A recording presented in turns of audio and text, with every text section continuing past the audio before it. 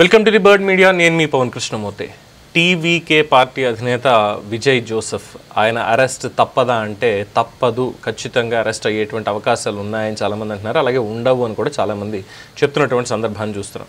ఎందుకు అంటే ఇక్కడ వ్యూహాత్మక తప్పిదం, చాలా వ్యూహాత్మకంగానే తప్పిదం జరిగింది. ఇది కావాలనే ఆ డిలే అంతా కూడా చేశారు.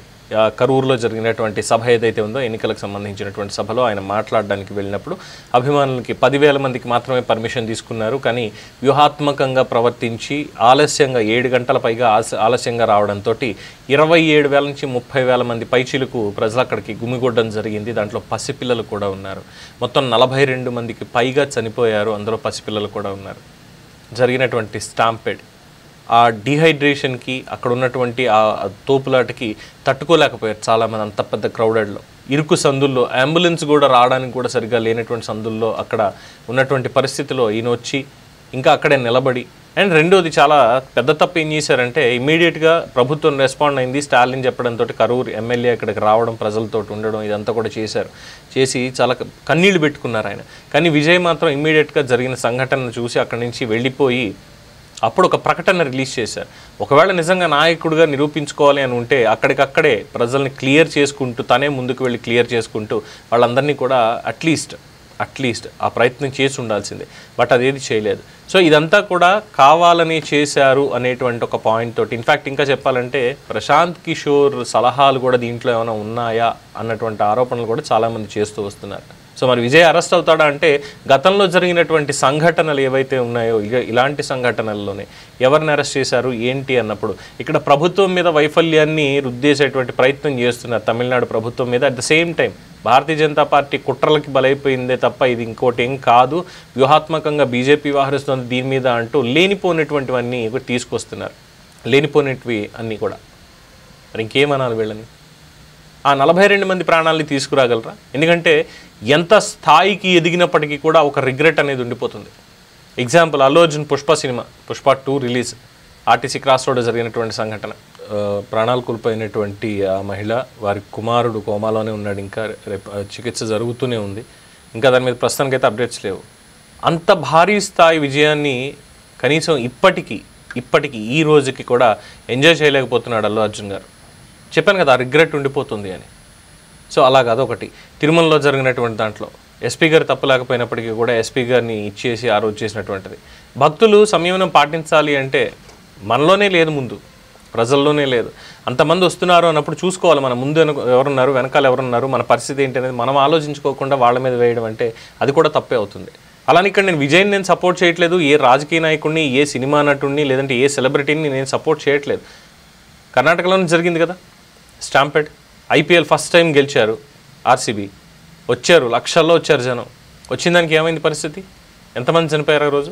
అట్ ద సేమ్ టైం ఎక్కడ జరిగినప్పటికీ కూడా. సో ఇందులో అరెస్ట్ అయ్యారు అన్నది ఉంటే ఖచ్చితంగా విజయ్ని కూడా రేపు అరెస్ట్ చేస్తారు. అందులో అరెస్ట్ అవ్వలేదు అంటే విజయ్ అరెస్ట్ అయ్యేటువంటి అవకాశాలు లేవు.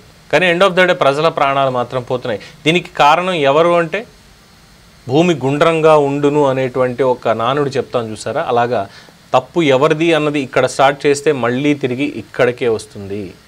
సో ఎటు చూసినా తప్పు మళ్ళీ ఇక్కడికే వస్తుంది. సో ఇంతమంది తప్పు ఉంది, పిలిచినటువంటి వాళ్ళది, వెళ్ళినటువంటి వాళ్ళది, పర్యవేక్షించినటువంటి వాళ్ళది, వీళ్ళందరిది కూడా తప్పే.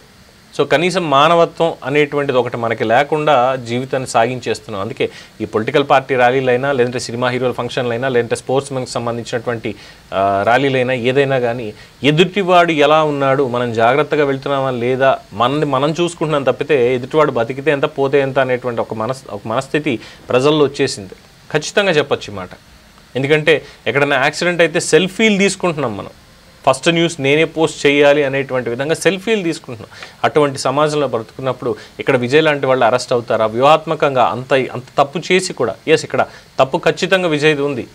వచ్చి వెంటనే వెళ్ళిపోయి ఉంటే ఎలా ఉండేదో తెలియదు. కానీ 7 గంటల ఆలస్యంతో క్రౌడ్ని ఇంకా పుల్ చేసి, కనీసం మేనేజ్మెంట్ అనేది తెలియదు వాళ్ళకి. Because he is not a politician, కేవలం ఒక సినిమా నటుడు అంతే. ఏదో నాకు స్పీచ్ ఇచ్చేసి వస్తుందంటే అందరి వల్ల కాదు, అది కొంతమందికే సాధ్యం అవుతుంది. అలా నిలబడడం అనేది కొంతమందికి సాధ్యం అవుతుంది తప్పితే ఇంకెవరికి సాధ్యం కాదు. రజనీకాంత్ కూడా చెప్పారు, కమల్ హాసన్ కూడా చెప్పారు, ఒరే బాబు వస్తున్నారు లక్షల్లో అనుకుంటే నీకు ఓట్లేసేవాళ్ళు కాదు వాళ్ళెవరు, అనవసరంగా ఇబ్బందులు పడతావు చూసుకో అని చెప్పి. బట్ వీళ్ళు విన్నరుగా. నిజంగా అంత చరిష్మా ఉండి నేను వచ్చేస్తాను రాజకీయాల్లోకి అనుకుంటే రజనీకాంత్ని మించిన వాళ్ళు ఎవరన్నా ఉన్నారా అక్కడ? కమల్ హాసన్ని మించిన వాళ్ళు ఎవరన్నా ఉన్నారా అక్కడ? సో వీళ్ళిద్దరికీ ఉన్నటువంటి ఫ్యాండమ్ ఇదంతా చూసుకుంటే ఖచ్చితంగా వాళ్ళిద్దరూ కలిసి రాజకీయాల్లో సక్సెస్ అయ్యి ఉండాలిగా. ఇది కూడా ఎందుకు విజయ్ ఆలోచించలేదు? అలాగే వ్యూహాత్మకంగా 7 గంటల పాటు అక్కడ నిరీక్షించేలా చేసి వాళ్ళ సహనాన్ని పరీక్షించి చివరికి సమస్యలు ఇలా చేశారు. అక్కడ జరిగినటువంటి ఆ తొక్కిసలాటలో అంతమంది చనిపోయారు. తమిళనాడు ప్రభుత్వం ఎక్స్గ్రేషియా ప్రకటించింది. విజయ్ ప్రకటించాడు తర్వాత వెళ్ళి ఎక్కడి నుంచో అక్కడే ఉండి చేస్తే హీరోయిజం అంటారు, ఎక్కడికో వెళ్ళి చేస్తే దాన్ని పలాయనవాదం అంటారు. ఇది ఎందుకు అర్థం చేసుకోలేకపోతున్నాడో తెలియదు. సో అరెస్ట్ ఉంటుందా అంటే జరిగినటువంటి సంఘటనలు అన్నీ కూడా బేరీ చేసుకున్నప్పుడు అరెస్ట్ ఉంటుంది, లేదు అంటే అరెస్ట్ జరగడానికి లేదు. దీని మీద మీ అభిప్రాయాన్ని కామెంట్స్ రూపంలో తెలియజేయండి. చూస్తూనే ఉండండి ది బర్డ్ మీడియా. ఈ వీడియో కనుక మీకు నచ్చినట్టయితే లైక్ చేయండి, షేర్ చేయండి, సబ్స్క్రైబ్ చేయండి. అలాగే పక్కనే ఉన్న బెల్ ఐకాన్ని క్లిక్ చేయండి.